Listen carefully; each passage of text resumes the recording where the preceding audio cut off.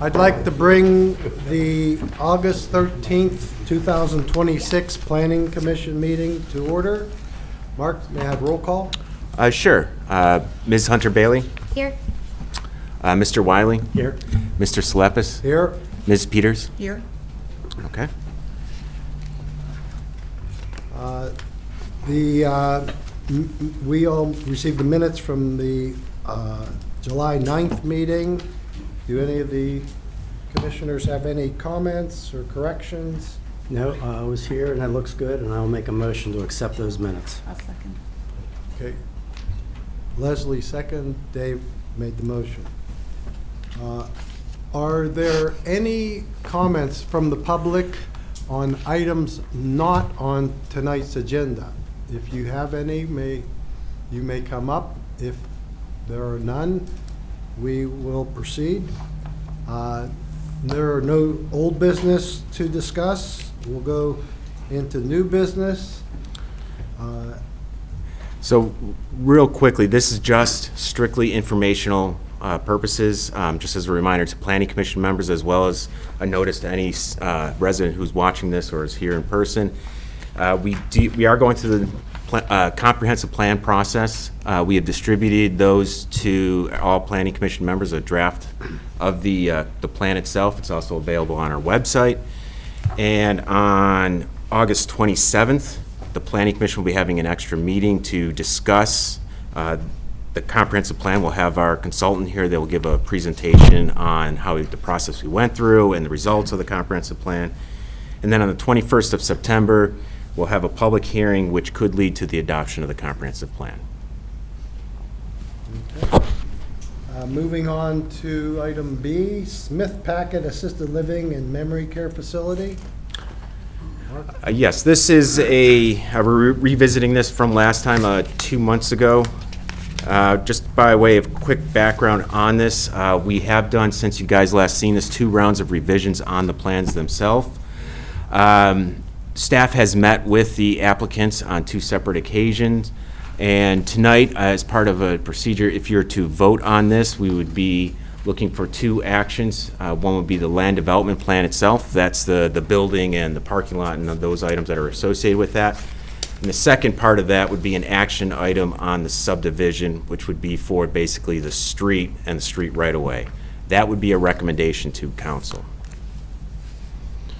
So again, we're all relatively familiar with the site, so I won't go too far into the details of this unless you need us to. But this is a 8-acre vacant site located along East McMurray Road. It's highlighted in red here. And just to orient everyone, the Peters Township Fire Station is here. This right here is East McMurray, and the Donaldson's Cross Road is right there. It is primarily surrounded by single-family homes to the north and east of the site. You also have some commercial development along, basically on the opposite side of East McMurray Road on the southern section of the southern boundary of the site. And similarly, it's zoned accordingly as well, with general commercial to the south and low-density residential to the north. One of the most notable features of the site itself has to do with slope. It does have moderate to steep slopes, the high end being this point right here and the low end being along East McMurray. I should also point out there is a drainage way that runs through the site. Actually, I'm sorry, it's right here on this part of the site.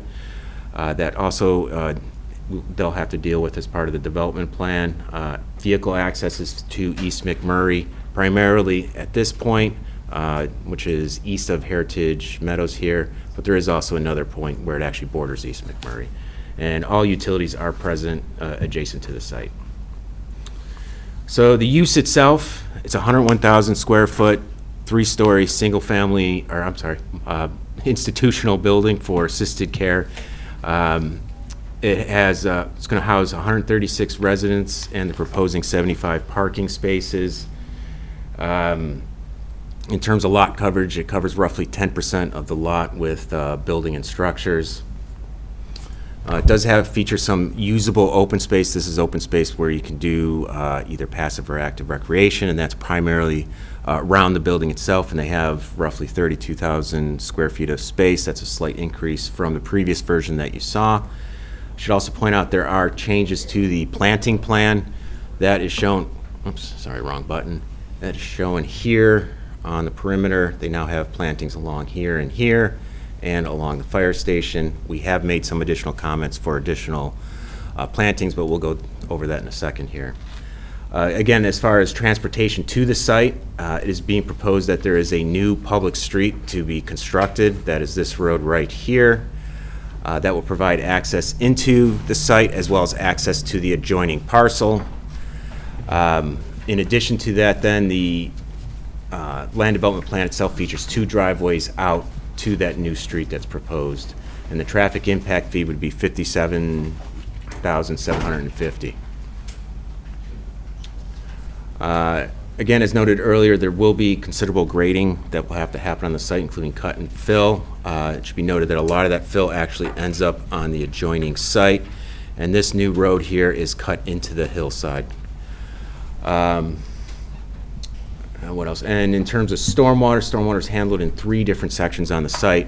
We have a pond in the east, bordering the east side of the project.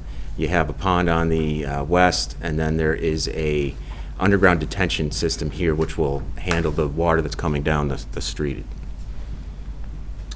So Will it flow across McMurray, or does it all stay on? I believe it stays on site. It's directed to on-site stormwater management systems. One discharges, the basin on the northwest corner discharges to a level spreader that goes down that hillside, and the tanks near the roadway connection, that discharges in the PennDOT stormwater system. Okay. Thank you, Josh. There are still several outstanding comments on the plan itself. The most notable comments are here. We list 5. First off, the building placement. This was a comment that we've been going back and forth with the developer on, but it has to do with how far the building is set back from that new road. We have a maximum front yard setback of 30 feet required. They're set back a little bit further than that. However, through discussions, the applicant has agreed to make adjustments to the building that would then be able to bring a portion of that building up to the 30-foot front setback, and that would be through the creation of not an enclosed porch, but a covered porch on the front of the project. The number of parking stalls do exceed the maximum permitted. Right now, the way our ordinance is drafted, they're only permitted to have 65 parking spaces. They're proposing 75, so there is that exceedance by 10 parking spaces.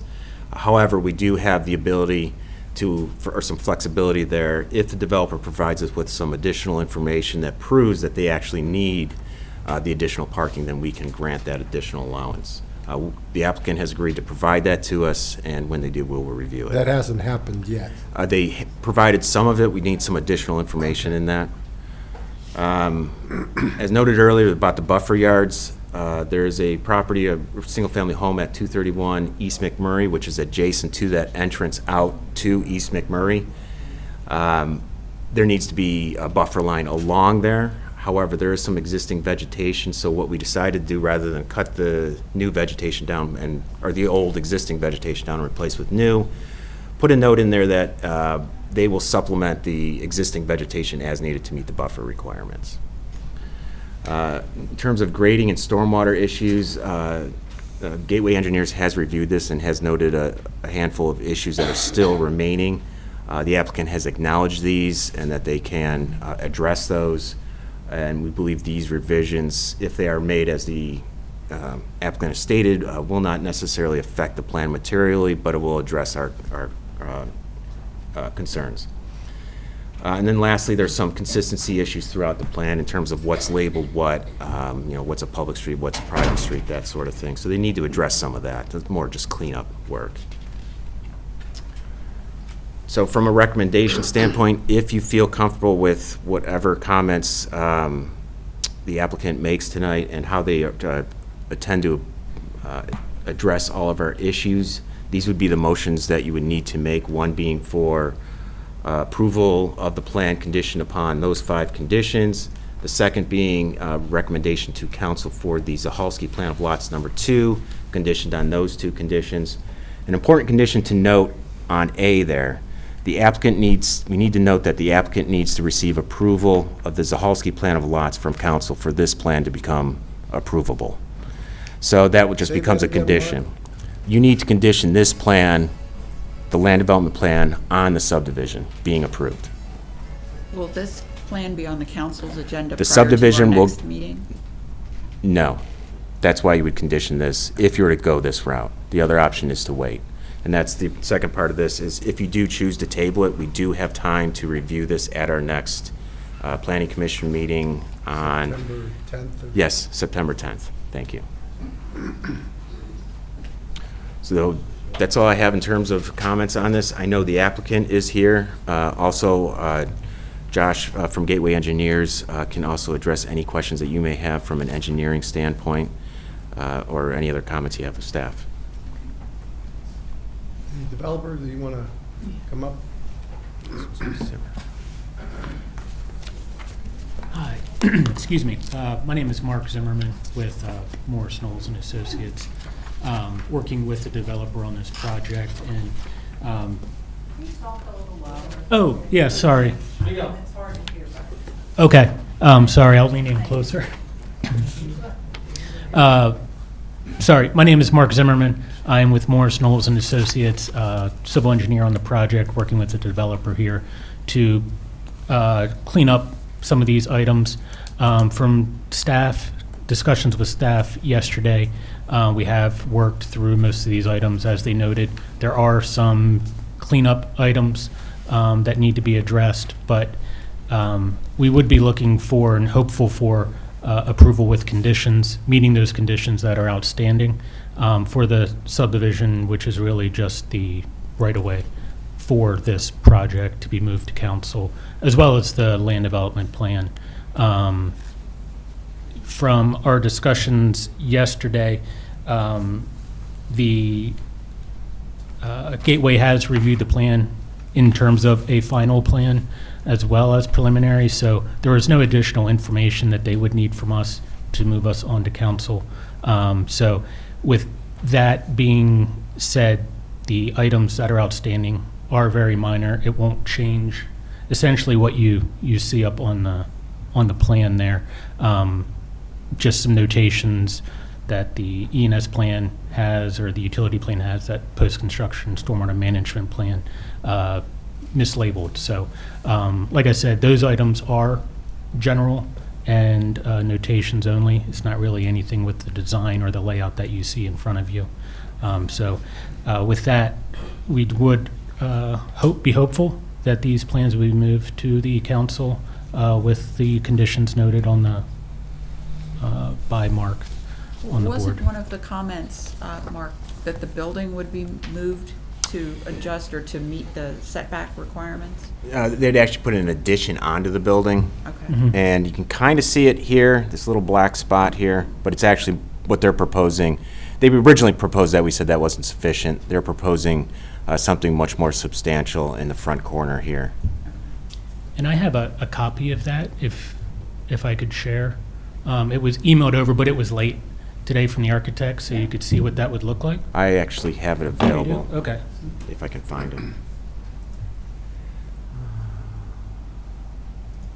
Are you going to also speak to the necessary 10 extra parking spots too?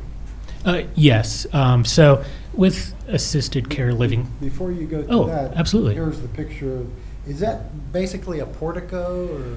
It's a porch, Porch? covered porch. They have a fancier term for it, the architects. it's true. Not portico functional, shape? not functional. Yeah. Does it have? No, it is functional, Oh, Yes. yeah. It actually would be a nice space for the residents to go outside and be covered during, inclement weather, which we get quite often. What are, Oh, yeah. Yeah. I'm sorry, can I comment on that too? Sure. So I'm Wynn Bishop, Senior Vice President of Development for Smith Packett. So- Can you talk Speak up louder, to the please? microphone. Yeah, it's hard. I'm sorry, the mic, you can't even really reach it, but I'll I lean can't forward. hear you. So we had our architect design that extension to meet this staff comments about how close it is to the right-of-way. So we asked them to mimic our porte-cochere, where there's a drive-through to drop off the senior residence. So aesthetically, it looks great. It also provides an outdoor space for our assisted living residents to be, outside. So we feel like it's kind of a win-win. It looks good. It meets that requirement. On your, do you have any more questions about that? On your parking, the reason that we really want the 75 spaces, we very seldom use 75 spaces in all honesty. We could honestly live with 65 spaces, but the 75 is really for the special events that we have at the building. So we'll have some family come in for birthdays, these are residents that are in this community, so, we are trying to, make them feel as at home as we can. So they have birthday parties, Christmas parties. We sent a letter to Mark with a list of a few things. So we'll have visiting physicians come into the building to talk about health care, to talk about needs. We'll have lawyers come in to talk about wills. We'll have insurance people to come in to discuss long care term plans. So, and those are all open to the community. So in Harmony, they'll have it listed somewhere. The community, most of these events are open to the community, so they can come in and look at different plans. That's really when the parking fluxes the most. Those events may or may not be limited if we have 65 spaces, but that's really why we need the staff and everything. We don't need 75, but it's mostly for those events and for the community, the family that come. Yeah, I wasn't aware that we have a maximum. You would think it would be a minimum. Well, we have And- both, a min and a max. And by going over by 10, I'm sure you have employees that are gonna have to park Mhm. to go to their jobs, Right. and they'll take up so many spaces. The residents themselves, they're not gonna be in and out, they're there. Yeah, But none of the, families yeah, that's right. coming to visit them will need to park. And as you mentioned, these special events, they won't be happening with, extreme regularity, but Yeah, that's correct. Typically, of course, none of our memory care residents drive. There's about maybe 10% at the most of assisted living that actually drive, and then the other would be mostly staff and these other events. We do have a bus that takes the residents out into the community for special events in the community, or shopping, or a movie and that kind of thing. So they're very seldom a lot of traffic. Could you explain what's outstanding with the stormwater management? Because this is an area that has a very large amount of impervious surfaces, and I worry about stormwater, overflowing onto the road. Yeah, I'll let Mark, and remember, I think we do have underground parking too, so we've got the 3 basins and under the parking lot, I think. Is that right? Yeah, we have 2 basins in the market. You're sure? So, I have the Gateway's letter here, sorry.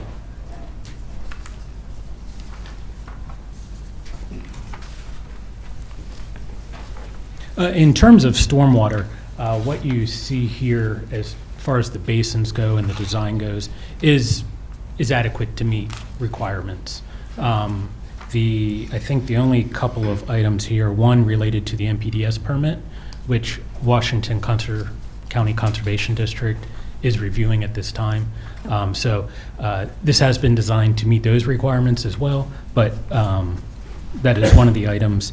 And then the other one was just a typo. We labeled one channel with 2 channels, the same name, when the one should have been channel 1, the other channel 2. So like I said, there was nothing really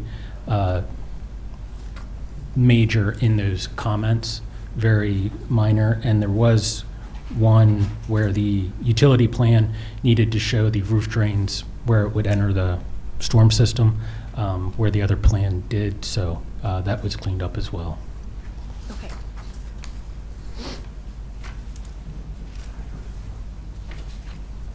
was there anything else? Oh, sorry. I forgot, standing here. Yeah, so with the build to line, we talked about the right-of-way as well on the subdivision plan and how they would like to have that shown, right-of-way being proposed for dedication.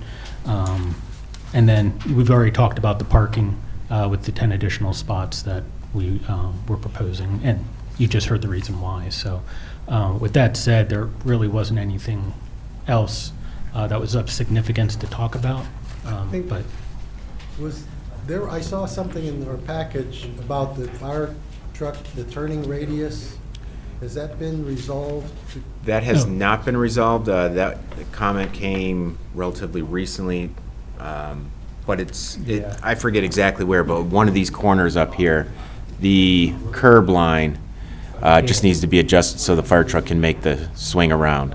it's right there. Okay, right So there. we had the fire truck on the curb. They would like 1 If I foot could ask offset. the audience, please don't have any side conversations. It's distracting to the meeting. So we just need to provide a 1 foot offset coming around that bend for an easier turn for the fire truck, but that's really not an issue at all. We can do that. Has that been resolved then? It has not been resolved, but that would be something that they would have to resolve. Mhm. Sounds like you're going to resolve. Yeah. you're- Oh, I yeah, mean, you're yeah, good. absolutely. Yeah. That, I It's wish just all a of our matter comments were that easy, but yeah. Cutting the curb. Yes, absolutely. And we have plenty of room to do that, so it's, and that's it for me, so, thank you. Are Those are there mine. any audience comments? If you have any, please come up. You'll have to state your name, your address, and sign in. There should be a tablet and pen Yes. somewhere. Thank you, Commissioners. My name is Josh Hickman. I'm a professional geologist in the state of Pennsylvania, a North Strabane resident. Can everybody hear me okay? Okay. All right, I'll try. Thank you. Just want to make sure. I was asked to provide comment on the geological aspects of this plan by local resident Jim McLaughlin, who the Commissioners are somewhat familiar with. He is at 334 Pleasant Avenue, adjacent to the development. My comments are summarized in a letter that I will provide the Commissioners, if I may approach. Please. Thank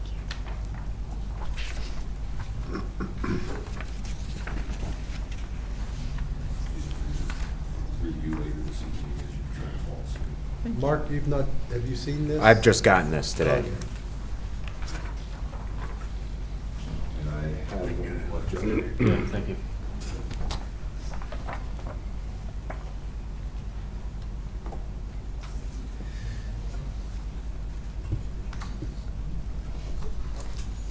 Part of my business and expertise is reviewing sites for geotechnical competence and looking at what soils are involved in the planning of foundation work. So I do this work throughout the Pittsburgh area.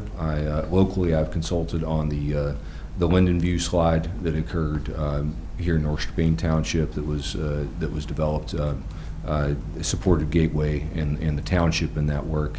And my concern with this development that I did not see well addressed, at least in the Terracon report that was specifically on this side of the development, was that the Dormont-Collecca and the Collecca soil complexes are present in this area, which is the same soils that Linden View had dealt with and when mismanaged behave plastically, meaning that they can't hold up weight, or they behave in a liquid manner when they have been exposed to too much water. In summary of the 3-page letter is that the Terracon report found that there were multiple instances with fairly high natural water saturations in that clay that were above what the plastic index was measured to be when the laboratory testing was done. What all that scientific words mean is that the water saturation in the clay was above the level of which that clay behaves in a plastic manner. Those samples were taken during a dry period, not during a rainstorm, and they were taken above the water table that was found in the borings. Those points were not addressed that I could find in the Terracon report, and my concerns that I thought the commissioners would want to ask is how the engineers and how the geologists associated with this program that has a large amount of cut and fill would be handling that geohazard soil. The other issue that I found with the Terracon report was that they didn't name which soil complexes were on the site. They provided measurements and they provided the borings, but they did not say that it was the Dormont-Colecchia. They did not say it was Colecchia complex. And I'm concerned that that is something that they are ignoring, because on page 8 of the Terracon report, they are saying that the lean clay, which the Colecchia clay is able to be used as an engineered fill material. The common practice in the Pittsburgh region is to not use this as a fill material. Even the adjacent geotechnical report by ACA on the property adjacent says that you should not use a lean clay as a engineered fill material. I myself, as a professional geologist, has never recommended using that as an engineered fill material. So with those concerns, it's up to the engineers and the designs to figure out what to do with that moving forward. But they, from a geological standpoint, which unfortunately is often forgotten in all of the diagrams and buildings and plans and the comments and permits, that was a concern for me, because being a local resident just down the street and having friends adjacent to the property, I wanted to make sure that it was handled appropriately, as it should be. Well, I'm not a geologist, nor am I an engineer. Yeah. I have a question, though. So it sounded like the site would be cut and the fill would be placed on that back parcel rather than fill being brought in to be used as a base for the building being constructed. Is that, am I? I believe That's generally, there's a substantial amount of cut for the roadway that goes up through. I think the building has some cut and fill around the parking areas, Okay. but the majority of that fill is placed on that back piece. Okay. That's correct. You haven't had, this is the first time you're saying? This is the first time I've seen this. We've reviewed the geotechnical report. The slope stability analysis was provided. Our geotechnical engineer reviewed that. We're more than happy to take a look at this letter. We can provide some response. I would also recommend that the applicant's professionals review and provide a response to this as well. Thanks. Thank you. Thank you. Thank you.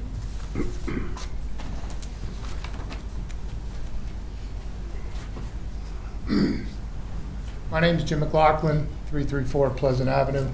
Less than 2 weeks post-hip surgery. That's how important it is to be here. I want to talk about why we're here, not existentially, but sort of like the history of how we got here. I looked at a traffic study that, again, doesn't take into any consideration the construction phase. When you look at the construction phase itself, it's a 100,000 square foot concrete 3-story building.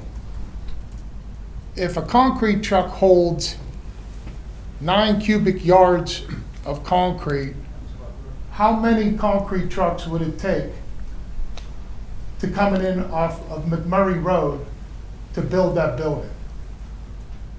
Do you know? I don't know the exact number, but Somebody should calculate the exact number, because the traffic study, again, is completely lacking in the 3 years construction that's going to be going on in my backyard. The comprehensive plan was one of the points you guys were going to discuss. The old one and the new one that's coming in both says the same thing. A building, a structure shouldn't change the character of the neighborhood. I still don't understand how a 3-story concrete building in my neighborhood, in my neighbor's backyards, looking out from my back deck into the back of it, doesn't change the character of the neighborhood. So I looked at the zoning board meeting minutes, and I read them. When I read them, and you guys can look at them, there was a traffic engineer here who's not here today, young kid, he was from Upper St. Clair. He said, I see no problems with the traffic. But there wasn't a traffic study then. The traffic study's from July 2026. When they tried to do the adjacent property with the 98 townhouses, that was one of the reasons that they got rejected. One of the council members said, you've had 9 years to do a traffic study. So I'm trying to understand, again, this is all new to me, how a zoning change went through without a traffic study, with a traffic engineer saying he doesn't see any problems. Rhetorical question. You know, again, how did we get here? Why are we here? When we were here 60 days ago, the same 5 action items that they needed to do, they didn't do. You know, they put a porch on, okay, they changed it, okay, we're gonna do it, we're gonna do it. Okay? There's a lot of questions before this gets approved that need to be answered. One is the new geology survey from a licensed geologist. I also want to talk about the need for a critical care home, memory home, old folks home. My neighbor's going to speak to the volume of the, my neighbor John's going to talk about, I think there's like 14 in Peters Township. There's one across the street, there's one across the road. In the zoning meeting, from the minutes of the zoning meeting, Smith Packett's words, not mine. I think it's important to note that we identify a community. We like to be careful to make sure that you know that we're in fact demand and we are not going into an oversupplied market. And with that being said, at this time, Peters Township did not pass the test for independent living, which makes our building around half the size of a typical building, which is usually around 200,000 square feet. So instead of building the regular sized building, because Peters Township doesn't need another old folks home, they're only going to build a 100,000 square foot building. And I was here to witness that, and that's how I took that, and it's written right into the minutes. So again, why are we here? Well, they've downsized the size of their building based on what you're saying. Well, if we don't need it, There's a difference between independent living and memory care and assisted living. we're splitting hairs here. There's a difference between the reason why they didn't develop that property in 1958 to 1962 when our homes were built. And when I was in front of council before, the one council gentleman mentioned the clay because he knew about it then. It's a residual property that wasn't developed for a reason. It got bought up now, and they want to put this monstrosity in our backyards. It won't support a 100,000 square foot concrete building. It wouldn't support houses. Why did they stop back then? I talked to the DEP. They're the ones that told me about residual properties. They're all over the place. People buy them, then they want to develop them. You guys are familiar with residual properties? Am I telling you something you already know? Point I want to make, the high school was constructed just down the road from where this facility is going to be. Is that dirt any different from this dirt?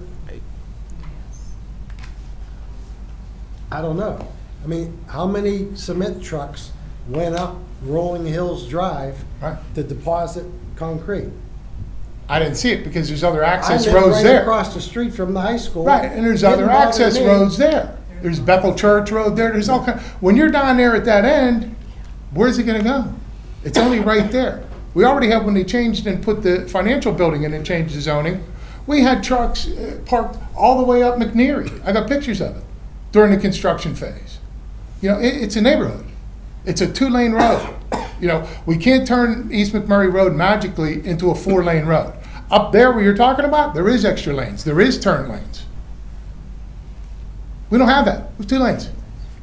You know, and the last point I want to make, and it's a valid one, this proposed construction is right next to the fire department. What's their opinion? What's their response time going to be? If during the construction, you know, there's 6 sirens a day, I hear them, I'm right behind them.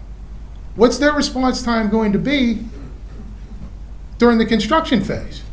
We don't know.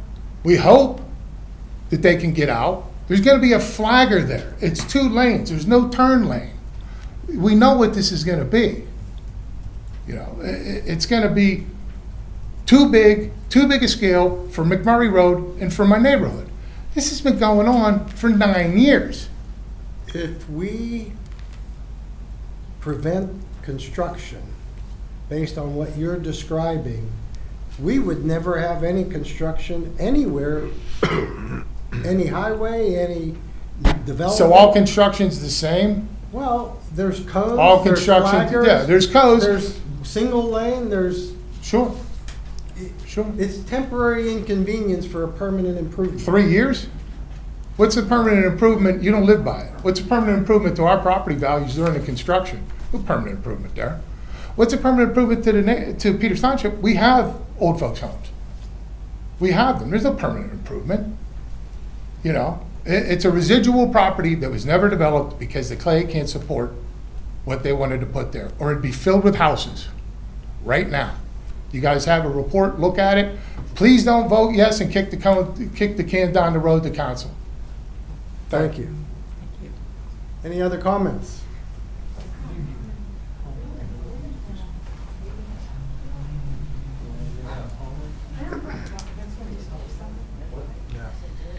Yes, good evening. My name is Eric Perry. I've been in front of you folks before on this same issue, and Mr. Hickman brought up the issue of soil properties. I'd like to add a comment or two in that regard. He mentioned a soil type. This is mapping that was done by the U.S. Department of Agriculture Soil Survey. They have national standards for how they do this. Some of the soils on site are known to have seasonal high water table issues, so periodically at certain times of the year, spring, there's water near the surface, and their internal drainage properties, most of them don't drain very rapidly, so water remains an issue. And I understand, I guess, from the discussion that the stormwater plans are somewhat still in flux. Is that correct, sir? Some changes? There's some changes comments to- that remain. It's also being reviewed by the county for part of their MPDS permit, but the stormwater has been reviewed, yes. So will that revised plan ultimately be up on the website for public review? Because I'd kind of like to look at what's arrived at to see if this makes sense to me. Does everything get uploaded to the? Well, the July 31st plan set is uploaded. If we're talking about future revisions because of tabling, then those revisions would end up on the website as well. Now, if there's certain reports that you would like, you can feel free to contact my office, and we can provide them to you. Okay, appreciate that. Yeah, I'd just like to know that whatever we see publicly is in fact what's under consideration. Make sure I understand that. And so I understand correctly that this is going to come up again in a meeting in a couple of weeks. Is that correct? For review here? There's two action items up today, and that's the land development plan, which is what you're looking at there, but also there's a subdivision component. That plan has to go to council, but then again, we still need to make a decision as to whether we want to approve it, deny it, or table it tonight. So, but that one will go to council, and that would be primarily for the right-of-way that is for the new road. All right. The adjacent property. The adjacent property, yeah, okay. So might have more issues to bring up, but since this is still sort of in process, I'm going to hold those comments until I see what the final thing looks like. But I will, again, reiterate one thing which I brought up before, and that is this issue of compatibility with the surrounding neighborhoods. And I asked myself 12 ways from Sunday, you know, is this compatible with the existing neighborhood?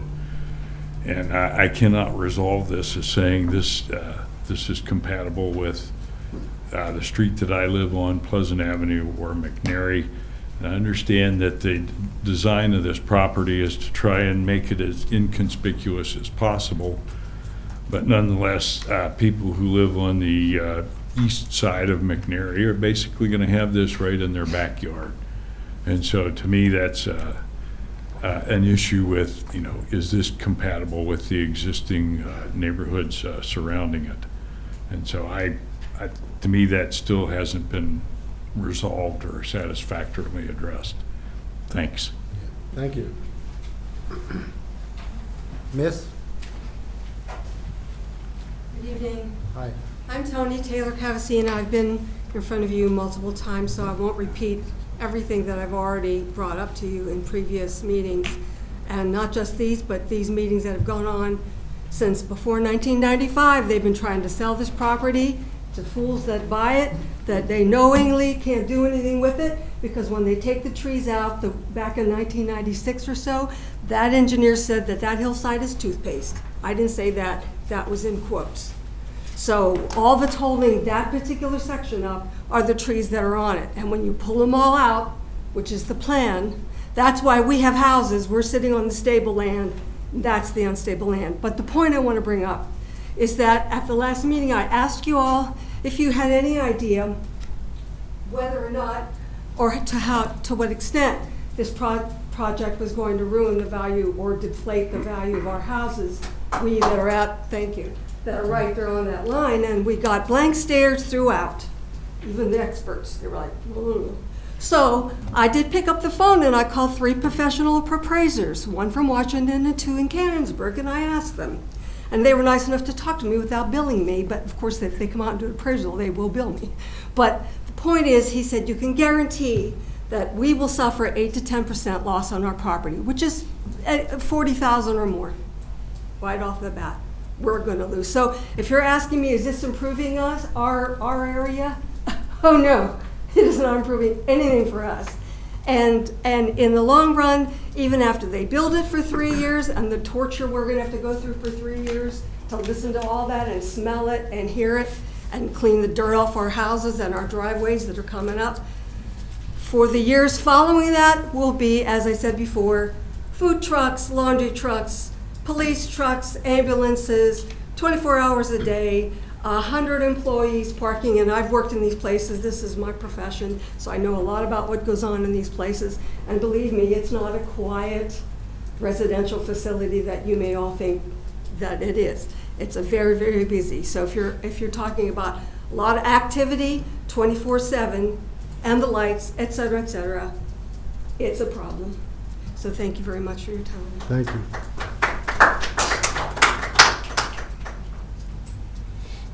And the people from Virginia don't give a squat about the people in Peters Township. I usually would never do this, but as you see, I'm a senior. And I went to a senior thing today, and I live on McNary Street. I live in the second house. I was pulling out of McNary Street. I thought, for the heck of it, I'm going to see how many cars go by before I can pull out. So I'm counting them, 22. I had to make a left, toward Valley Brook, 22 cars. Now, what I didn't see on this, I don't know if there's going to be a stop sign or a red light or what the thing is. There's only one entrance and exit, right? Or is there more than one entrance? Just one. Okay, so that's going to come out on McNary Street. No, now, it's going to come out on McMurray Street. I'm Road. sorry, McMurray Road. I do that sometimes, McMurray Road. Okay, when this comes out on McMurray Road, I'm coming out of McNary Street. I'm coming out of the very first street. When I go to make a left, and making a right, I go down on Meadow and I go down 119 if I'm going that direction. But to make a left, you almost take your life in your hands. I mean, I'm by myself. My husband had passed away, and I'd look one way, he'd look the other way. No, I'm by myself. I'm pulling out. This way's okay, this way's. The light changed there at Crossroads. That light changed, so then I'm waiting. So I thought, I've never done that before. 22 cars for me to get out of my street at 11 o'clock to go to a senior get-together. So I don't know. I mean, I don't know if I'm at the wrong meeting or what, but it was never talked about, the traffic flow. Was that a different meeting that I only got this paper? Was that a different meeting that I missed? Because nobody here is talking about traffic flow. I mean, For the last meeting, I think everybody mentioned traffic. and I didn't get a letter. This is the only one I got, so maybe But I was skipped. to answer your question in terms of at least the design, that is going to be a stop-controlled intersection, so people coming down the hill would be just like in your case at McNary, would be waiting for traffic to cross before they could make a left, coming this direction, or they can make a right, but it would be stop-controlled, no stoplight. No stoplight, just a stop sign. Now, on a McNary Street, do they plan to put a stop sign there? Because, I mean, the light at the crossroads, when that changes, I mean, you have a split second sometimes to get out of there. And we're looking both ways, and there's, like I said, 22 cars today at 11 o'clock. Well, no, it was 10:30. So, I mean, during rush hour, and then I came home from Sam's, and the traffic was so backed up, they do stop to let me turn left. It was so backed up as far as my eye could see. I never saw the end of the road, people. So if I was coming out, I would have probably had to wait for all those people to go through. And there might have been more than 22. I mean, so that's not an issue anymore, the traffic, this is gonna be involved, beside the 3 years, I mean. Traffic is an issue throughout Peters Township. It's probably our number one issue. It is our number one issue. And as the township grows, I so know the goes traffic's gonna.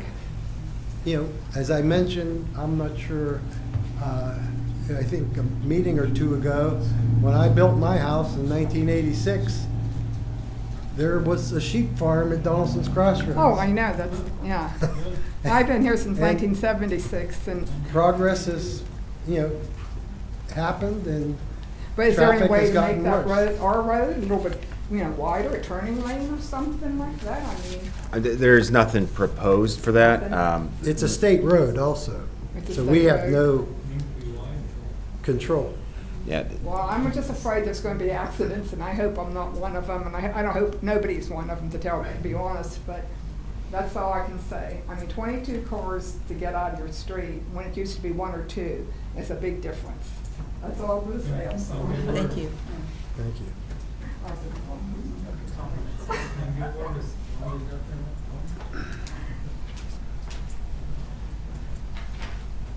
I'm just picking up after her, like, for the traffic. I know, sir, you said the traffic is considerably more, it is considerably more in Peters Township now than, you know, a few years Could ago. you state your name? Jackie Meinwieser, 316 Marion Drive. But this is near a major intersection. It's near the grocery store, it's near Route 19, it's by the fire station. It's a major intersection that you have to deal with. And there's a lot of, I mean, there's a lot of people that are going to be, as he mentioned, the medical people that are going to be going there, the 75 cars or more, or whatever. The buses he's mentioning now, which is something we weren't even thinking about. Occupational therapy, the food. I just don't know how they're going to do that so close to the intersection for Route 19. That road, and you can look at your engineering reports, it floods down there by the by that gas station. It repeatedly floods down there. It flooded last Sunday. More than once, it floods down there. And they have problems down there. And I don't know the problems, but there's something wrong. That creek across the street that flows on the other side, that becomes, I don't know what you'd say, but it gains a lot of water, and it becomes a hazard sometimes. So it's not a good place. I mean, that location on 19, on East McMurray, near the Donaldson Crossroads, it's not that far from Donaldson Crossroads. And I've actually seen it backed up down that far. And busy times. The traffic is so bad anymore. I'm like she said, it doesn't surprise me anymore to see that many cars. So I don't know what the traffic study included. There was a traffic study, right? correct. Okay. Is that available? If you want it, just let me know and I can send it to you. Okay. I've given it to other residents before. Okay. Well, I don't know what it included, but I think it's a hazard not to the people of this community, like living around there. It's a hazard to the Peters Township in large, because access to Donaldson Crossroads and Route 19 is very important. And this location is not a good location. And I just don't see how that's going to work. And I wasn't even thinking about the construction phase, the 3 years. I don't know where the 3 years came from, but the construction phase and the high school, or the middle school now, that's crazy. So I don't know if you really thought through that part. And I'd like to see the traffic study, but I think that it's a major thing to think about for the community. Thank you. Ms. Cavacina? Just a quick piggyback on that, was the traffic study done during the school years? Because 22 cars, that's a good day. That's a good Oh, yeah. That's a day at the beach for a week over. That's a When you good- hit that intersection and you make a left, and the middle school and the high school comes out, it is a parking lot for 20 minutes. Mark, do you know And when that's Mike in the did morning, this? So and that's in the afternoon. the standard When is they did to- that traffic study has a lot to do. That's a good Okay. point. This- Mine was 10:30. Probably, yeah, 10:30 at night. But Excuse me. That's ridiculous. 10:30 in the summertime. Right, summertime, I'm talking about a school year, like it's gonna happen in every couple of weeks. Thank you. The standard when doing traffic studies to do it during the school year. More than likely, this was done, because that's always the standard comment that our traffic engineer has, is to make sure it's done during the school year when school's in session. My understanding is they study a morning peak hour Yeah. and an afternoon peak hour. There's an afternoon hour and a peak hour, yes, or morning peak hour. Traffic study was dated July 2026. Well, that's when it was issued. That's not Okay, that's when it was necessarily when the issued. studies Yeah. were conducted. Yeah, it usually states somewhere in there when they collected the data. And in the traffic study, did they include the shopping center? Because I know in the old traffic study, they didn't. They didn't consider Giant Eagles where the shopping center is up there, when they people come down and make a, right. They don't consider that, because that's another thing. When I'm looking, and then all of a sudden I'm looking this way, it's okay, then somebody turns there, and then I can't get out again. Do they consider that as part of the traffic flow? That was not studied as one of the study intersections. The two study intersections were the proposed site road, the new street there, and then Fieldbrook Drive. So the street that's to the south on this, Fieldbrook is past the middle school. correct, yes. But not, they didn't go north at all to Heritage or McNary or Okay. the Crossroads. Are there any other comments? Yeah, I'll tell you how to reduce your parking problem. Sir, if you want to come up, introduce yourself and sign in. Chuck Gerchak, I live on Crest. I'm not totally affected by this. But all our friends on McNary are. They're talking about a 3-story building, lights. They're talking about parking project. To reduce their parking projects, their problem, reduce the amount of residents, build a 2-story building instead of a 10,000, what is it, 100,000 square foot building? Cut the quantity down, cut it way down. You want to have 75 parking spots needed. You have less residents, you have less traffic coming in and out of this building. They don't need this 3-story building at 100,000 square feet, 56 residents. Cut it by a third. Maybe it's acceptable. Do we know, what's Paramount's? I don't know. I think it's 3-story, 3 or 4. I guess it has to be 3. That's our max. Plus, the state regulates parking. They don't regulate parking. You're all aware of that, don't you? No parking. I said, I'm not personally affected by it, but I know everybody on McNair, they're gonna have this building in their backyards. And they don't know how this dirt's gonna be pushed around higher than their lot levels right now, do they? No. Nobody on McNair knows the elevation of their houses compared to what the elevations that these people from Virginia are proposing. They have no idea. They should be marking it right now. Oh, this is where it's gonna be now. This is the elevation. This is the elevation of this building, 3 stories high. When you're looking at your backyard, you're gonna see this with all this lights in their backyard all 24 hours a day. You don't live there. You don't really have any idea. None of you do. Think about that. Thank you.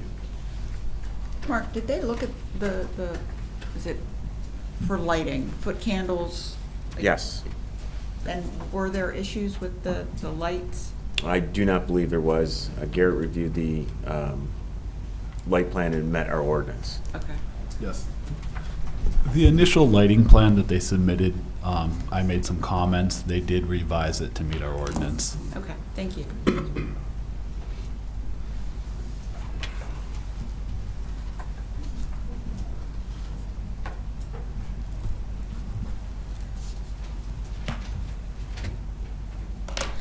My name's John Swersler, and I live at 222 McNary Street. And the proposed building is pretty much in my backyard. And I was thinking about this, and I said, well, if they're going to cut down all the trees, a 3-story building is going to be right there. It's not going to, right in my backyard. So I'm going to see all 3 stories. Paramount is on the other side, and there's a hill beside it. So it blocks a lot of that area where they don't see. There's no houses, they're all up at the top. We're not going to be at the top. So the winter time, all those trees are going to be gone, all the lights are going to, or leaves will be gone, so it's going to be strictly right out the back door. You're going to see this building. The other thing is the water issue that we have already. It roars right through the backyards, and we have problems right now with water. And the retaining walls, or the retaining ponds, I don't believe are going to solve anything with the amount of water that we have. That's in across the street from us with the doctors offices there, dermatologist, the eye doctor. That's all flooded out last week, so that's going to be a major problem also when they cut everything down. The other thing is how many nursing homes do we need, or mother care homes? We already have 15 in Peters Township. They're becoming more like a pizza shop or a bank is what we're going to have. And there's So, more of those coming. Well, I mean, there should be enough. You know, where do we draw the line on that end of it? So those are my issues, and hopefully you guys will table this or decline it tonight. I appreciate that. Thank you. Thank you. Any other comments? Yep, one more. Hi.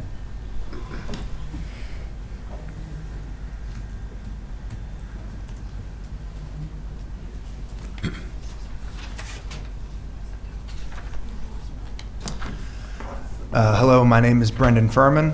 I live at 102 Crest Drive. I am one of the youngest, if not the youngest family in our neighborhood, right there. My wife and I just had we have a baby, 5 months old. Congratulations. Thank you. We're looking to have more kids, and there are multiple other families in the neighborhood with young kids, like infants under 1. I just look at how this is going to qualitatively affect my life, and I don't think this is going to decrease traffic. I know we talked about traffic. It's not going to decrease traffic.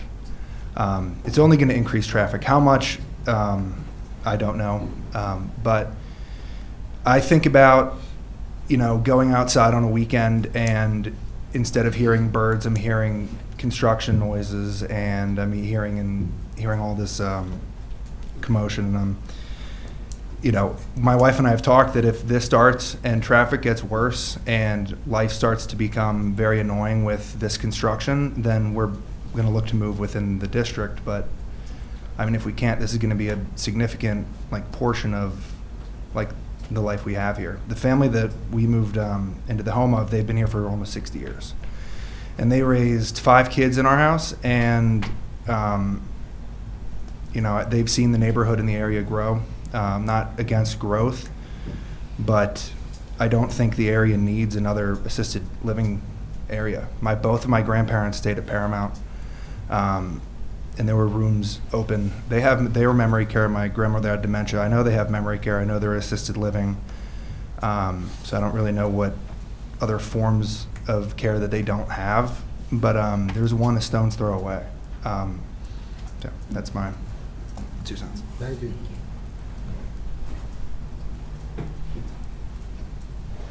I'm going to make one more point. I'll be brief. I promise. Since these letters started, 4 or 5 years ago, 1, 2, 3, 4, 5, 6, 7, 8. 8 houses have been sold on McNary and Pleasant, the blocks in question. 8. Talked to 3 of the people. I showed them the letter. And they go, "What's this?" Nobody's being told about this proposed development. They only find out after they get a letter. Somehow that doesn't seem right to me. to the people that they're cutting and running. That's how popular this is. They're selling their houses, leaving the neighborhood in droves.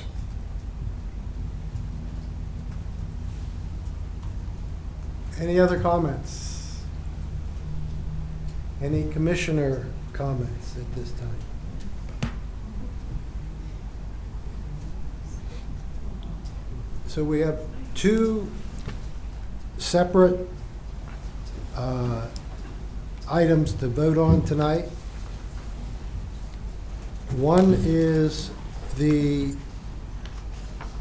assisted living memory care facility, the primary development. And the second is the adjacent property. What's the subdivision for the road? All right.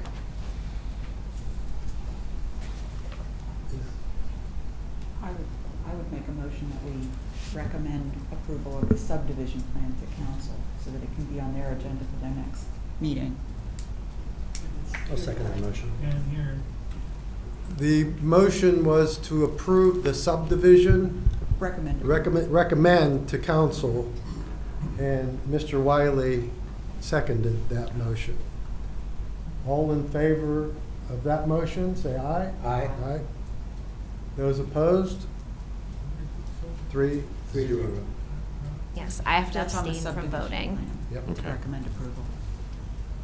The other, the primary for the development, Well, I guess the question is, do we want to request it be tabled so that we can review the letter that we were provided this evening and it can be addressed at our next meeting? It sounds like we have time to consider it at the September 10th meeting. September 10th meeting. I would make a motion that we table the land development plan pending our next meeting so that we can review the information provided this evening. since there are a lot of moving or new discovery items. You want a second? Just a minute. Gateway Engineers, is that something that you can give us a little bit more information on? Yeah, we can. After a couple weeks of... Yeah, we can plan to review that and provide some follow-up. Again, I would recommend that the applicant's geotechnical consultant also review and provide a response to that. Okay, and I understand the tabling is still within the, is it 90 days? 90 days, yes. Right. So... Our September meeting will be within that 90-day period. Yeah, because that's, to me, the only problem with this issue that's brought to, new matter brought to attention. So we need more information maybe on that. So I will, having heard that, I will second that motion. Okay. All those in favor, say aye. Aye. Aye. Those 3-0. opposed? 3-0. So the subdivision, it has been recommended to go to council. The land development has been tabled. Yeah. Yeah. What subdivision? Like what, like I got a letter about Smith Packett. This, I don't know what this whole subdivision, or I'd have been prepared to talk intelligently about it. I The have no idea what it adjacent, is. the adjacent property, I forget how many acres. Yeah, So- but it's directly behind. no, Right. this, that right-of-way for the road Right. is considered a subdivision. So in order for that road to become a public street, it needs a right-of-way. It's a separate parcel, it's a subdivision. Subdivisions are approved only by council. Okay. So they're it's, all- it's just for the right-of-way, the land, and then the street itself, the public street, and that'll To be later dedicated. to be later dedicated. Yes, it'll be built by the developer. We will accept it as dedication. Thanks. All right. If, I guess, if the people that were here for the first item want to exit, unless you want to stay and listen to the next two items, if you can leave as quickly as possible, and don't loiter in the outer lobby. All right, next item on our agenda is Newcastle Subdivision and Land Development Plan. Okay. Well, Real quickly, I'll give you a quick, this will actually be quick. I'll give you some quick background on this. This is actually a revised plan that you're seeing. In terms of background, this was approved as a preliminary plan back in November of '23. Sometime last year, a little bit over a year ago in July, this plan was approved as a final plan in July of '25. Since then, there's been a few revisions made based on outside agency comments, and that's why we're seeing it before. I do show an initial, the approved version on the left, the proposed version on the right, and you'll notice that there's very few changes made, but we'll get into that in a second here. So this is the existing property. To orient everyone, this is Just About Road, and Sienna Trail is on this side here, and then it intersects roughly right about here. Tuscany 2 plan, if those of you are familiar with that, that is located right here, just off the screen. And what they're proposing, first off, it's a 21-acre site. The technical address is 339 Just About Road. There is some rolling topography here. There's a little bit of a ridge right located here, or a high spot on the property. You also see in blue representing the floodplains. These are streams that run through the property. And of course, also something important to note are the easements on the property. So we have a West Penn power line running through the northern section, northern corner here of the property, and then there's a gas transmission line running at the south end here. The proposal is that instead of it being 24 single-family lots, it's now proposed to be 20 single-family lots ranging in size from roughly a quarter acre to a little over half an acre. Access into the site, they're actually proposing a new public street that will connect Just About Road to Sienna Trail. There's open space in the site. It's basically around the edges here, around the perimeter, and all said and done, it accounts for almost 50% of the site. In terms of stormwater, we have a stormwater pond. I believe it's right there. And then there's another one located at the intersection of Just About and the new Drawbridge Lane is what it'll be called. And the reason why I point this out, this is one of the main changes, one of the main drivers why we're seeing this before. The pond used to be under the power lines based on comments from West Penn Power. It has now been is required to be moved over into the site outside of that easement. And as such, those were 2 lots originally, so those 2 lots were removed. And in addition to that, there have been a few minor tweaks to the lot lines here just to create some larger lots, and that ended up losing 1 or 2 lots that way as well. For the most part, this plan remains consistent with the preliminary and the previously approved final plan, with the exception of those lot line changes that I noted and the modifications made to the stormwater plan itself. And then again, that was based on comments received by outside agencies. However, we have a handful of notable comments remaining. First off, Lot 16, which let me go back to that real quick. We are recommending that lot actually, not recommending, we believe that that's not a buildable lot, so it shouldn't be shown as such. And that lot is located right here. And what's hard to see on this map, but this is all being shown currently as floodplain.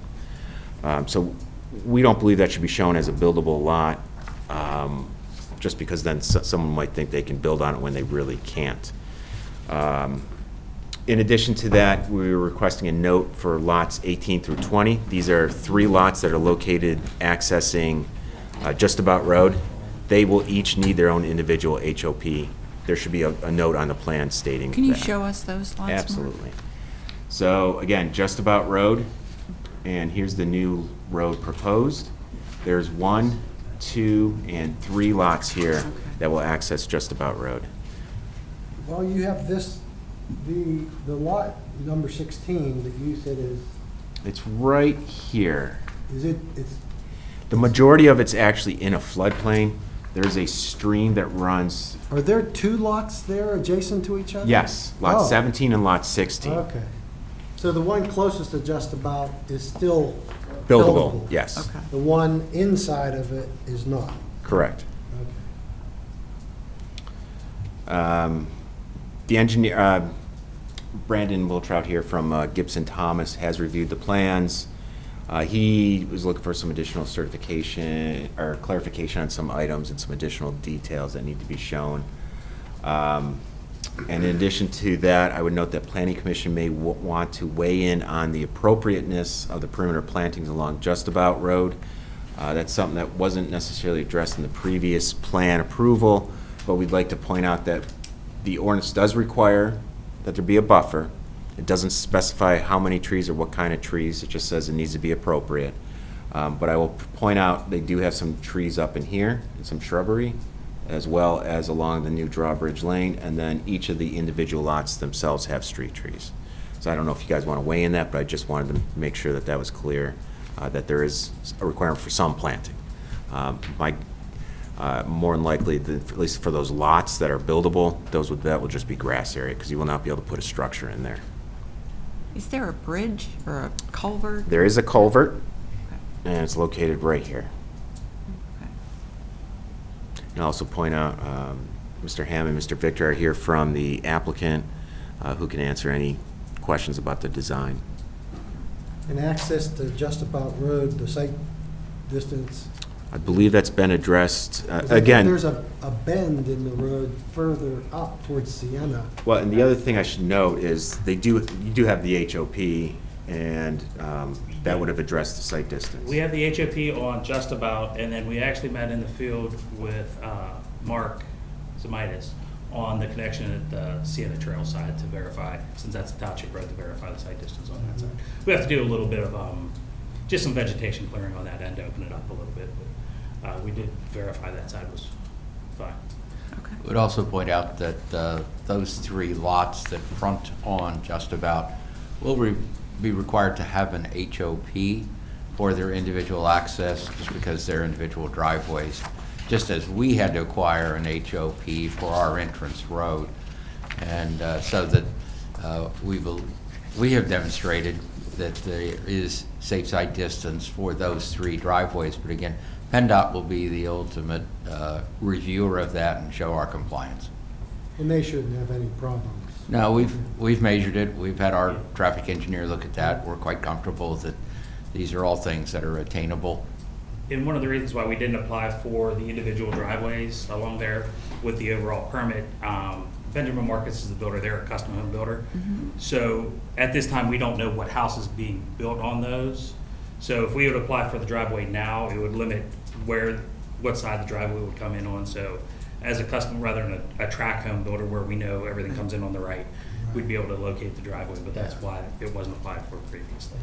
As sort of a follow-up to that, oftentimes topography will tell you which side, right or left, you will be coming in on because of where the attached garages will be. This particular area is flat, so each individual home will have its ability to place it wherever it would like, whether it be in the middle and come into a parking court or off to the left or right. So again, it's a little more cumbersome for the builder, the developer, to go this route, but it allows him the maximum control for the custom homes that he is building. We probably should talk about lot 16 if you're ready for that. That's the elephant in the room. Do you have the drawing there that shows the flood I plains do. Let me and just. the floodways? I'm not sure if you have our whole set. I brought the whole set. That drawing, right. Well, yeah. go to the next one. I think there's it shows the lot itself. There we go. Right. The lot in question is right here. That's the rectangular shape of the lot. And is obvious in this picture and is obvious in our applications.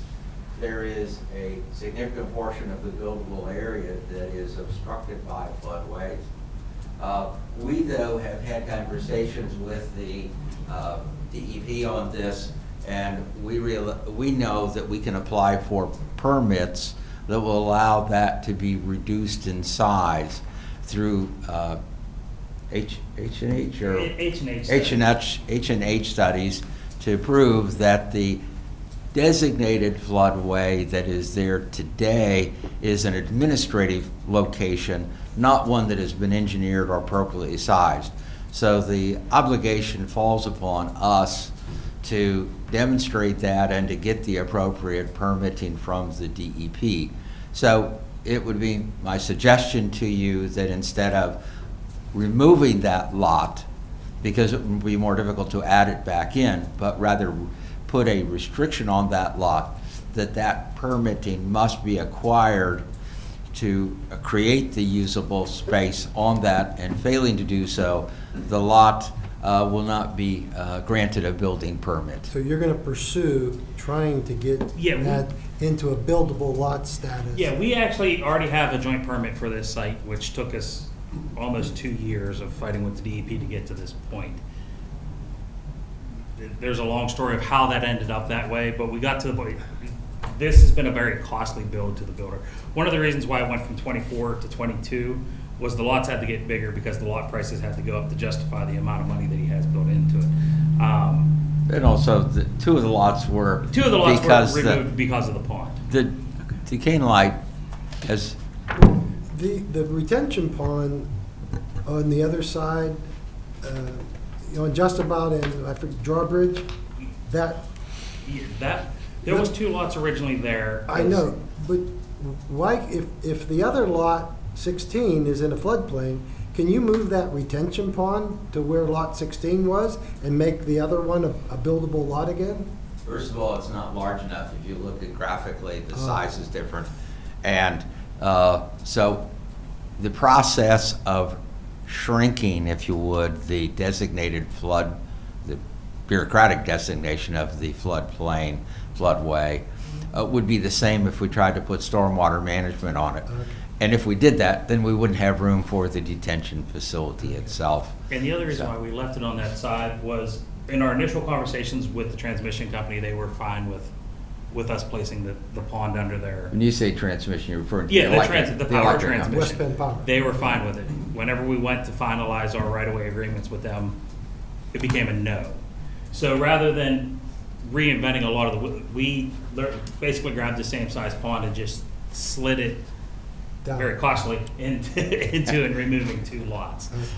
It kept the same discharge points because at that point in time, the MPDS was actually finalized. Everything was done on where our discharge points from our pond was. So that's why it was just, we tried to keep it in the same location as much as possible. One caveat on that lot 16, we did review this with our solicitor, and he's also recommending that lot 16 not be shown on the plan because then it's a buildable lot and there's some implied permissions that will be granted, especially if it went to the zoning hearing board. We're happy to put a note on it that lot 16 is non-buildable until such time that a permit is Again, granted. I would not answer one way or the other. I'd let the solicitor be the one that decide that, yes. Fortunately for us, we have an attorney here.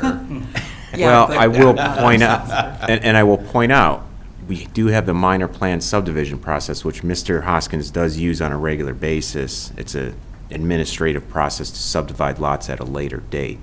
So what do we do with In that other words- area of ground? We're not going to throw it into open space. No, and what try I to would steal do it is, back. I would put it into lot 17, the adjoining lot, and then do your H&H study, and then come back and subdivide. Okay, so as long as that can be a provision of the approval, because I believe with this process, there's a statement of no further subdivision of the lots. Is So- there on the plan itself? I think there was something, like I said, this has been a long one. It's been a long That- time, but I think that we would just want to make sure that lot 17. Yeah, that I'm not has that aware of, so, provision. I think as long as Yeah. lot 17 is Could allowed be to future further dis- subdivide if granted permits, then that would be a reasonable and acceptable option. yeah. 'Cause what I'm trying to do is also find you a way to keep this process moving. Agreed. I would appreciate that. Yes. We liked ours better, but yours is acceptable. So what we're saying is to remove the lot line between 16 and 17 and make it all.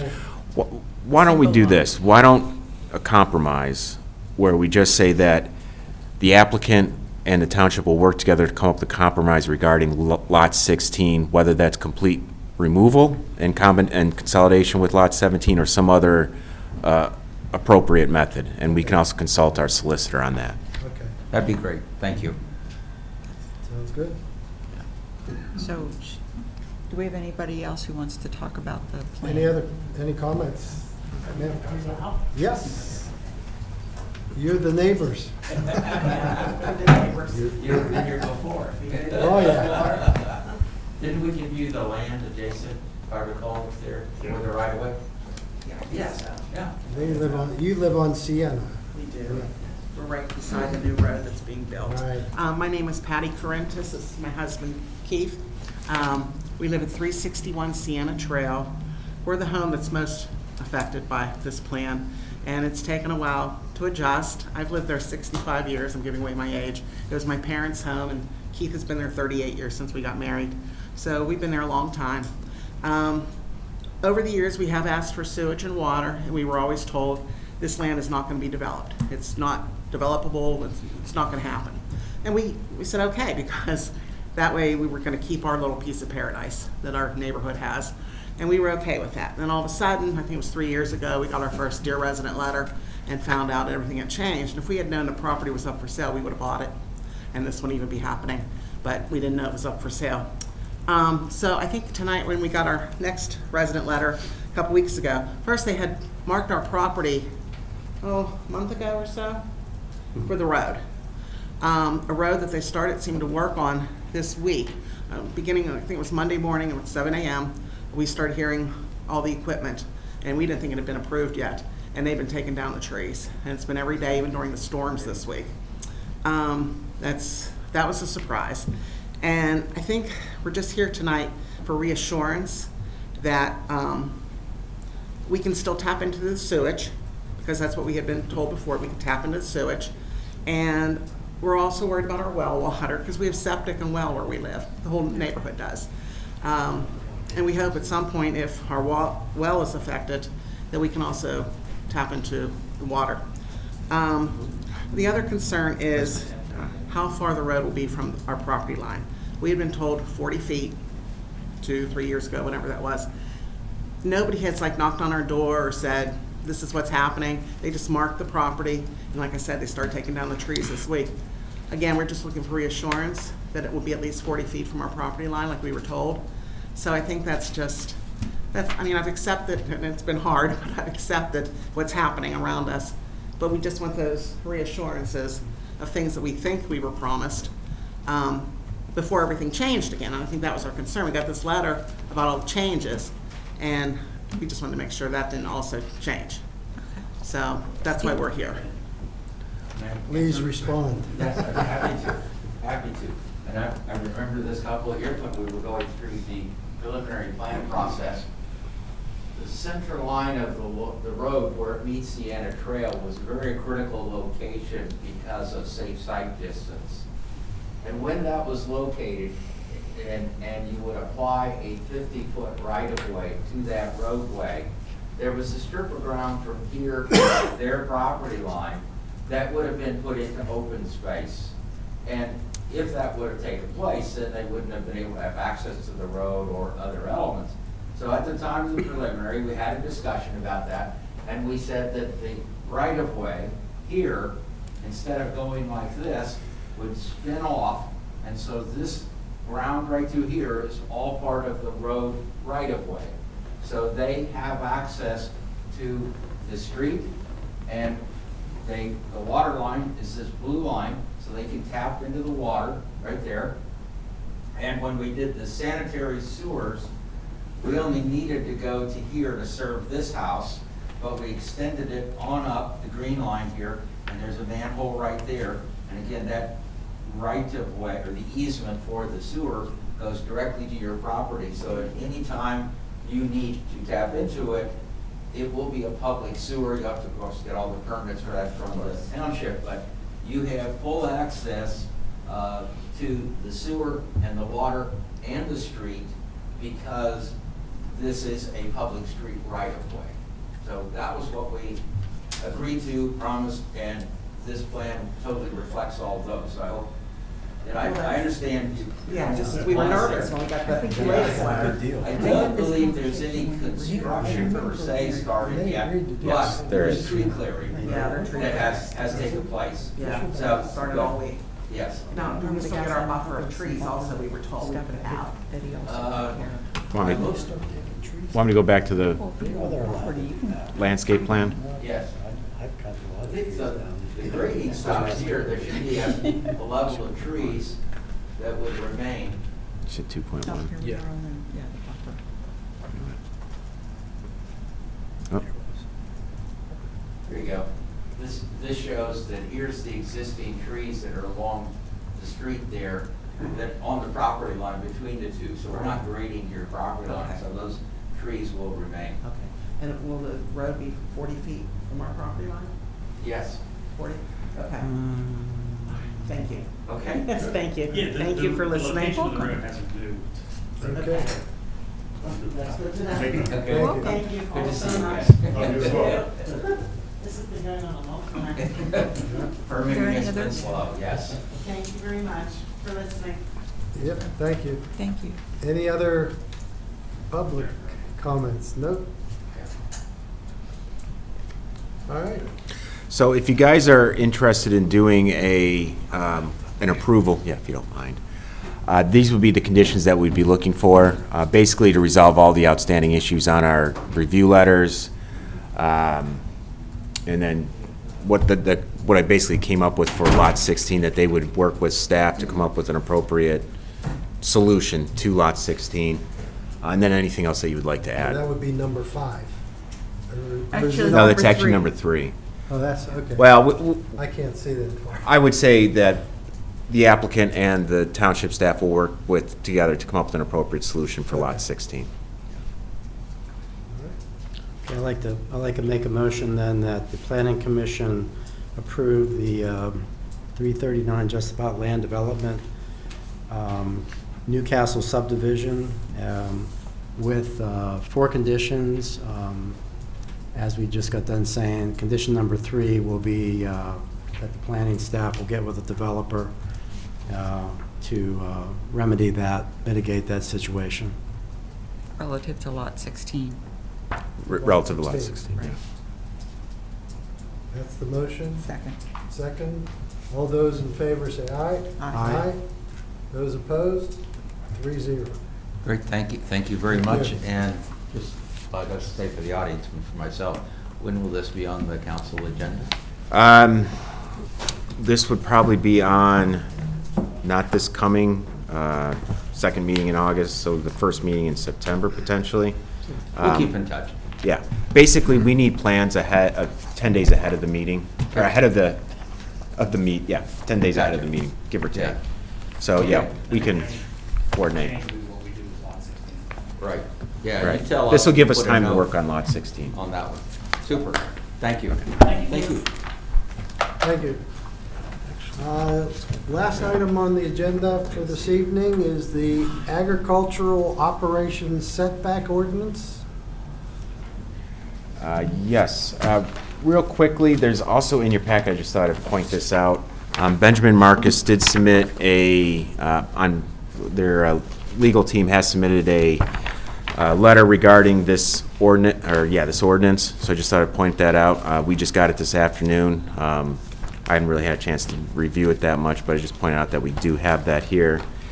Real quickly, some background on this. For the most part, this is in response to some comments and concerns that we've received regarding Tuscany 1 and Tuscany 2, which do have required landscape buffers in them when adjoining a farm. However, it's been told to us that that is not sufficient for the farm operations.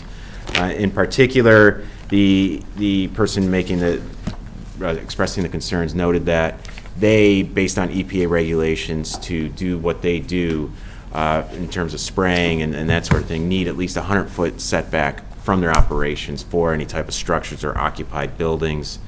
Our current ordinance, as the way it's written, states that anytime you're adjacent to a farm or adjoining a farm, you need to put a 25-foot wide landscape buffer yard, and that's called buffer yard A, and that includes either evergreens or other types of plants spread out every 10 feet, as well as shrubs and some other types of ground cover in that area. This is just kind of a depiction of what that would look like. So what we're proposing, based on what we heard previously, was to create an ordinance that does create an additional setback for any property that adjoins a single-family home. And this would apply, a commercial agricultural operation. And this would apply only in the low-density residential district, and it would only apply to those properties being created through subdivision, or those lots that have a land development proposed for it.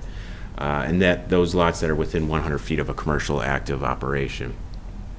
And like I said, it would require a 100-foot setback from that operation versus the previous requirement of 25 feet. We looked at who was impacted by this. We found 4 active commercial agricultural operations: Bebouts, Trax, Simmons, and I'm missing one, but there's one other one. But we also found 5 additional areas where there might be potential agricultural operations. We weren't sure if it's commercial in nature or not. But all said and done, that impacts approximately 40 parcels that we saw. And right now what we're looking for is just some discussion on the plan, or I'm sorry, on the ordinance, and that if we could make a recommendation regarding the ordinance so that it can go to council. Council will be looking at it at their August 31st meeting. So you looked throughout the township? Throughout the township.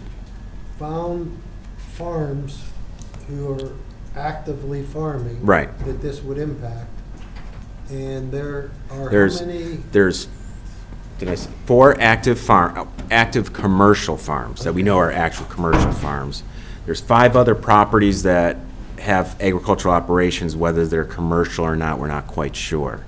And then we looked at all the properties around those, and we came up with 40 additional properties that would be affected. And these are properties that would be able to be subdivided, so they're at least an acre in size. But those properties or developments that are already approved, like Tuscany 1 and 2. This would not affect them at all. So it wouldn't affect anyone who's previously submitted a plan, right? Correct. Because they take subject to the ordinances as Correct. How about Ted's Lutz Farm? It's already approved, and it wouldn't affect them. So what was the onus on the farmer? I think in particular, Mr. Simmons came, and I think he found out through the Department of Agriculture or DEP. That he couldn't spray? That he couldn't spray. He was too close. Correct. And So there's precluded him from planting or spraying. right. He has to stay at least 100 feet away from adjoining structures that are habitable, which then forced him in some instances to not be able to spray a portion of his orchards. And that, we can't move those houses. They're where Correct. they are. Correct. And remember, this is an EPA regulation, not a township regulation. Something that we weren't necessarily aware of at the time, but we've been since looked into it. And So it this is is just a forward-looking change. Correct. For any new developments that should butt up against an active farm. correct. So, and my understanding is too, that there are times that you can use vegetative buffers to reduce that 100-foot? Like a shield? Right, right. Yes, So- there's, and I don't know the specifics of it, but in some instances, for certain types of pesticides or fungicides or whatever it is that you're spraying, you can have a smaller buffer if you have a landscape screen. Okay. But I don't know the specifics of that. Okay. So for the ease of enforcement and understanding of the ordinance, we just went with a straight 100 feet. Okay, but a developer could theoretically request a variance if they were to show that they had some vegetative screen that would mitigate against having 100 feet. Yes, they could. My gut reaction is 100 foot is just extreme. But that's You the know, EPA's. That's Well, yeah, but I'm just saying my opinion. You know, if I owned a piece Well, of that's why property 100 feet that I doesn't thought I wanted to develop, and all of a sudden someone came along and said, oh, by the way, now you've got to develop within 100, outside 100 feet of your boundary, I think that's wrong. At the same time, I hate to see the farmer have to pull back from his line, so it is a problem. But again, as a landowner, I just think going from 25 to 100 is excessive. It is pretty significant. I mean, the golf course, do you have the new development, Water Dam Farms? No. How close is that to your back? Oh, it's right on the line. Yeah. But But you spray, don't you spray your? we're not talking about me tonight. So, but my point is that, you know, being a landowner, I can see how that is adversely affecting my future and the plans that I have going forward. And, you know, just using my experience. So currently, the ordinance stipulates 25 feet buffer. Correct. You were asking to extend that to 100 feet. To extend that to 100 foot as a setback. And what the other part of the ordinance does, and maybe I didn't put it in there, but it actually it removes the 25-foot buffer requirement. So this is just a straight 100-foot setback. There's no longer that landscape portion that needs to be done. This was to make it a little bit less impactful to the property being developed. Because now they don't have the expense of all that landscaping. But the farmer is impacted because he has to keep a 100-foot buffer. No, this is on the development side. Well, if they don't have, if they have 25 foot, he's got to be 75 foot. Okay, back. right, correct. Are there any public comments? Good evening. My name is Brandon Carnaby, and I'm an attorney, and I represent Mr. Ted Taylor. Ted's going to speak, but sort of in the interest of brevity and getting to the points, Ted felt maybe I should address the commission first. I'll be honest, I'm really confused what you're doing here. So maybe, and I guess that's part of this. We got this letter on July 31st. The way I read what's happening here is the ordinance would impose a 100-foot buffer all the way around. So Mr. Taylor owns property near Simmons Farm. I'm not sure that property has been approved for development yet. Nope. So that's one issue. I think you asked that, and I think we were told it's been approved. It hasn't. So this would significantly impact Mr. Taylor's ability to develop that property, number one. Which property is that? Now, we were referring to Lutz Farms, not this. This is a different piece of property. So just to be clear, there is property in the township which will have which will be significantly impacted. Now, in sort of the 5 decades that Mr. Taylor has been working in this township, he's been abiding by this sort of 40-foot buffer rule. So now you're essentially asking him to give up, if I understand this correctly, 60 additional feet of property. Quite frankly, it makes that undevelopable. So I agree with you, sir. We have a real quandary here because we have Mr. Taylor, who is now not going to be able to develop his property, but we also have the farmer who apparently has this EPA rule, which I suspect has been in effect a long time, and we're now just bringing it to the attention of the township. I don't envy you in trying to balance that interest, but I want to be very clear that this will significantly impact Mr. Taylor's ability to develop that property near Simmons Farm. That's number one. Number two, if I could, I'd love to see a letter that the council prepared for you. I mean, here we are, July 31st, we are August 13th, and bam, we're just pushing this thing through without providing any indication. This is the first time we've heard about sort of this EPA role and everything else. It just seems like we've been operating this way for 5 decades, and now in 31 days, we want to cram this down the throat of everybody for some reason. I firmly believe that we need more time for the commissioners to evaluate this, for the impacted property owners like Mr. Taylor to evaluate this, and see if maybe there is some sort of solution here. Because quite frankly, maybe you're correct, sir, that there is vegetation, distances, or everything like that. So maybe we can all coexist, but we can't do it in 15 days here. So I think the commissioners making a recommendation for approval would definitely be premature at this point. And we're not here to make a motion there, we're just talking. We need a recommendation to take to council. Yes. Okay. Now, that recommendation could be that they need to take more time. I think that's appropriate. I think we And just by way of background, so this law went into effect in 2015, and they put the regulation in effect in 2020, I think, but then it was suspended. It just went back into effect in 2024, so it really hasn't. EPA. The regulation that they enacted, and I think the first Trump administration nixed it, and then the Biden administration put it back in effect just before the second Trump administration. So it may not remain in effect, I don't know, but I think he's correct. We should probably talk about it. Well, the EPA regulations are always ever changing. Mr. Taylor, I didn't hear what he said. I'm sorry? Did the state make a new regulation? No, this is an EPA regulation that says that if you're spraying certain types of sprays, and it's all dependent on the type of sprays and the method that you spray with, you need to be 100 feet away from a habitable structure. So what Why doesn't the farmer have to be 100 feet away? so that they don't spray onto the adjoining property. What's that? So that they don't spray onto the adjoining property. Well, Simmons, Bob Trax told me that they had an enclosed tractor and they spray when the wind's going the opposite direction. Right, so the farm workers can be in that bubble and spray. That's No, what so that. it doesn't go on the adjoining property.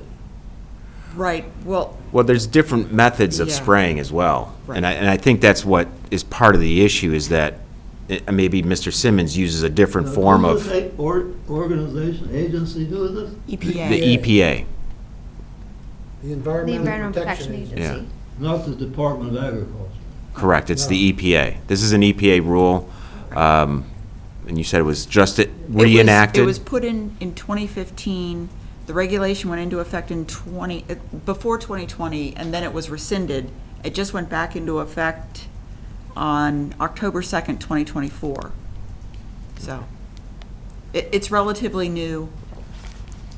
And that's when Mr. Simmons Right. discovered with Tuscany 2 that he was, Right, that he had to spray, Violation. he had to operate his tractors that are doing the spraying further away, is my understanding of his operations. Why is it the adjoining property owner has to give up 100 feet? Why doesn't he give up 100 feet? Well, he is giving up 100 feet. I think his point was he's the existing use, and there's a new use coming in. He's been operating that farm for whatever period of time.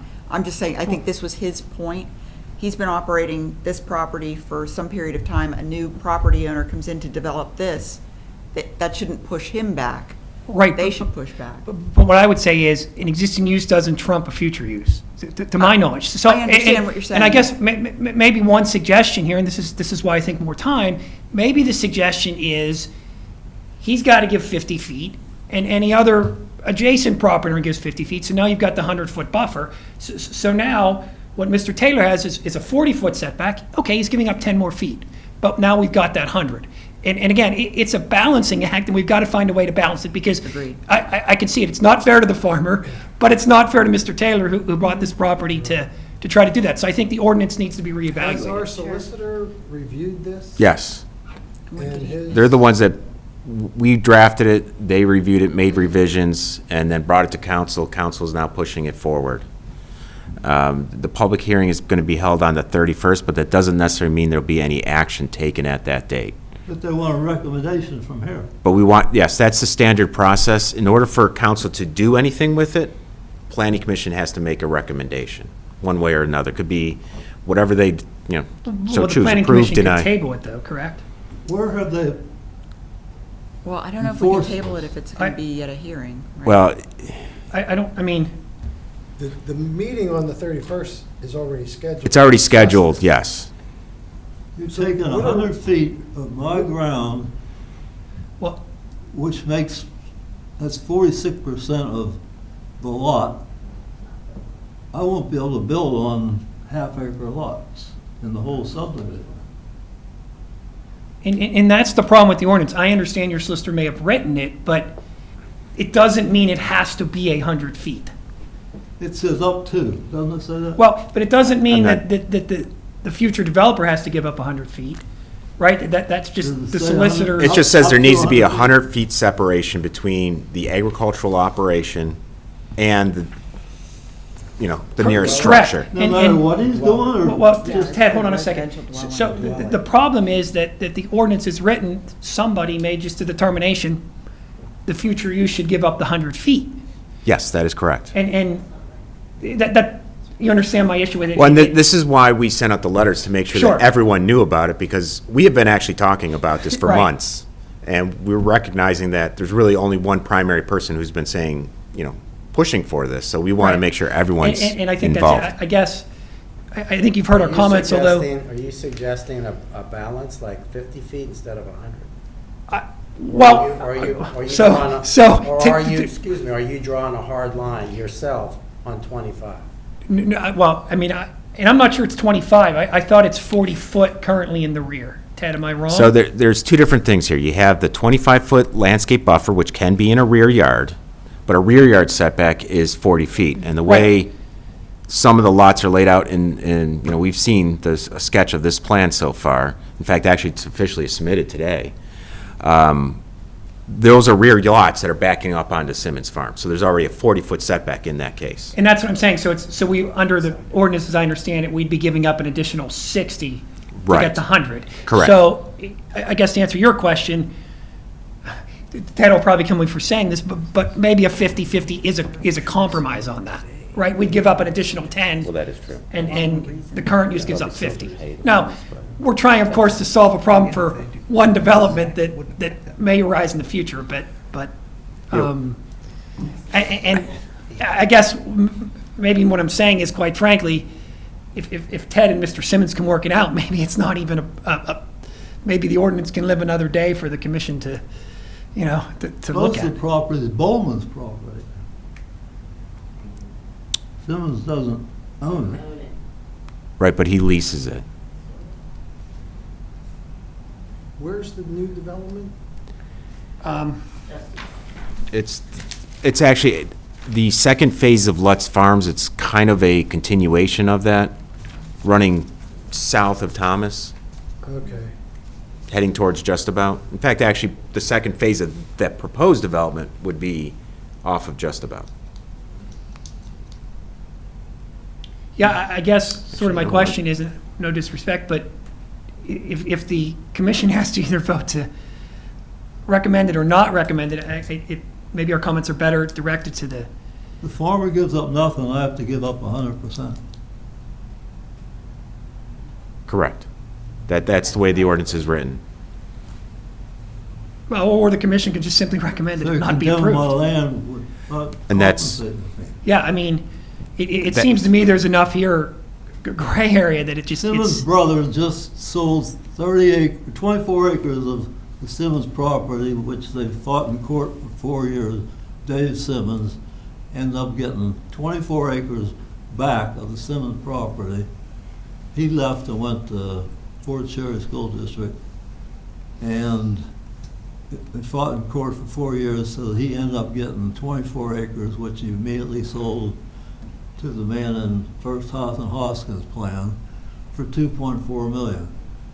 So my land is worth zero because I can't build on it anymore because you can't fit a half-acre lot and take 100 feet away from it. You take 50 feet from the street and 100 feet from the back, there's about 30 feet for a house with no backyard. Right. yeah. And look, I think what Mr. Taylor's saying is he's not going to be able to develop those lots if you go with a 100-foot setback on the ordinance. So maybe there's a happy medium, but I just don't think we're there yet. Also, Simmons farms Malchowski's and Beckford Sharon in Nottingham Township. And he has a farm in Marietta, Ohio that he farms. The brother, Scott Simmons, told me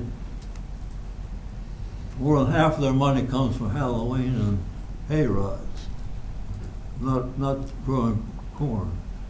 You get, I think you get 1,000 dozen from an acre, and that's $10,000 he makes per acre on the corn.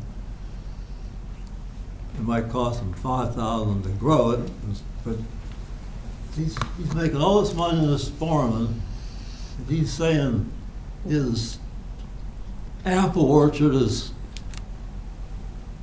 condemning my farm. Well, I think you understand our position on it in the 50 feet and just, again. Why isn't his apple orchard 100 feet from the property line? We're not saying there isn't a compromise here, but this ordinance isn't it. So Mark, how do we advance this?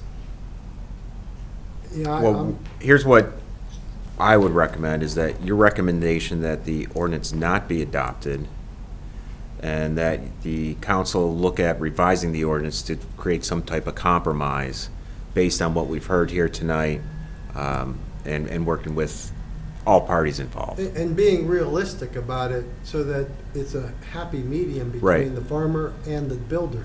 Right. Correct. I talked to him about that. Yeah. And Okay. I told him,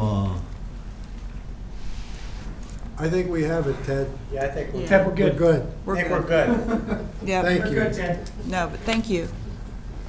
Yeah, But if we could get a I motion bought this for that. farm 4 years ago, and had the drawing for 2 years, and now it's 11th hour. I got a notice on Friday of this meeting. Well, the one thing I will point out to Mr. Taylor is your plan was submitted today. And once we receive the fees and all that, it's considered filed.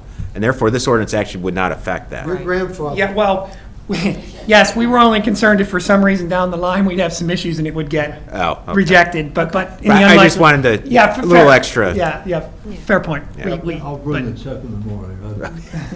Which is quite frankly all the more reason why Yeah. maybe this doesn't make a difference Yeah. at this point. Thank you. But I just want, just sense of, so you know.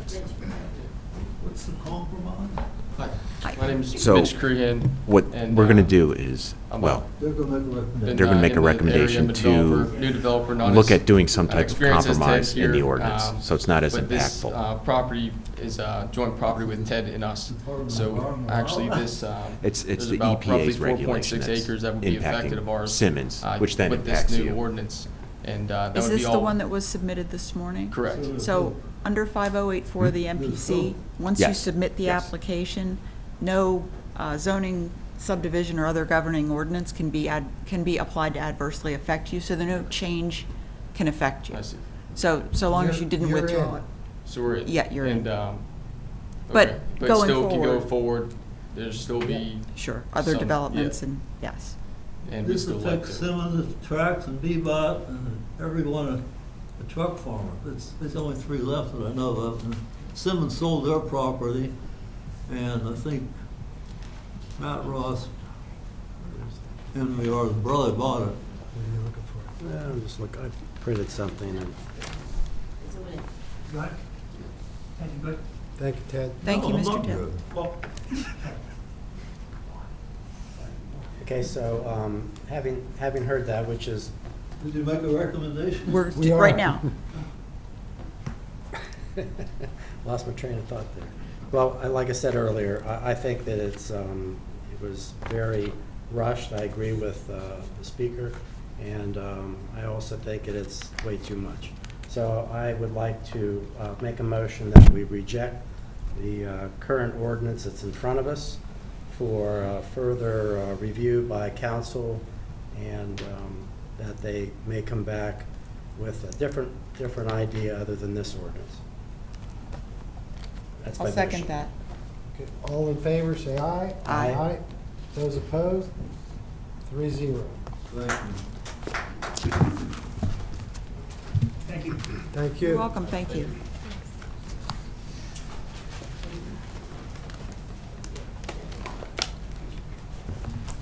Any staff update?